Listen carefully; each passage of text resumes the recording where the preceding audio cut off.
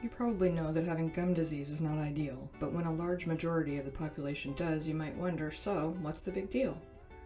Gum disease is a bacterial infection that wreaks havoc on gums, teeth, and overall health.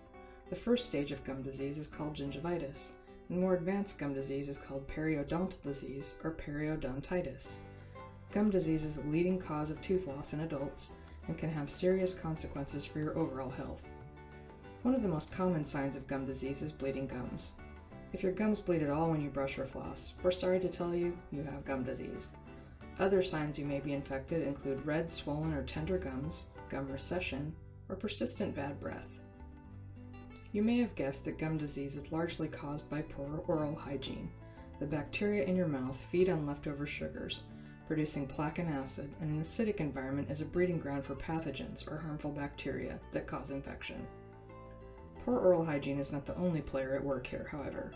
There are many other factors that increase your risk for gum disease, including an inflammatory diet, family history, tobacco and alcohol use, dry mouth, misaligned teeth, diabetes, stress, and hormonal changes, including pregnancy.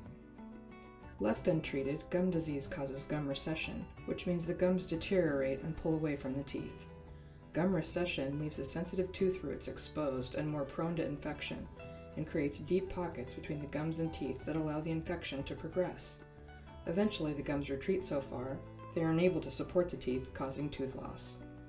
Unfortunately, the damage does not stop there. When your gums are bleeding, the bacterial infection has a direct pathway to enter the bloodstream and flow throughout your body, directly into your main lifelines, your heart and brain. The bacteria associated with gum disease have been linked to at least 52 other serious systemic health problems, including heart disease, stroke, diabetes, and Alzheimer's. If any of this sounds familiar, or if you've already been diagnosed with gum disease, you should seek treatment as soon as possible to minimize damage and prevent serious health consequences. Your treatment will depend on the level of infection and tissue damage, including improvements to your oral hygiene routine and more regular deep cleanings with your dentist. In more severe cases, gum surgery or a gum graft may be required to supplement the gum tissue and save your teeth. Keep in mind, gum disease is transferable through saliva, and the most common vehicles include mothers, lovers, and dogs.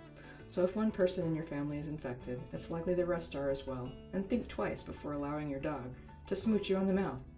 If you have any questions about gum disease or would like to schedule an appointment, we would be happy to help.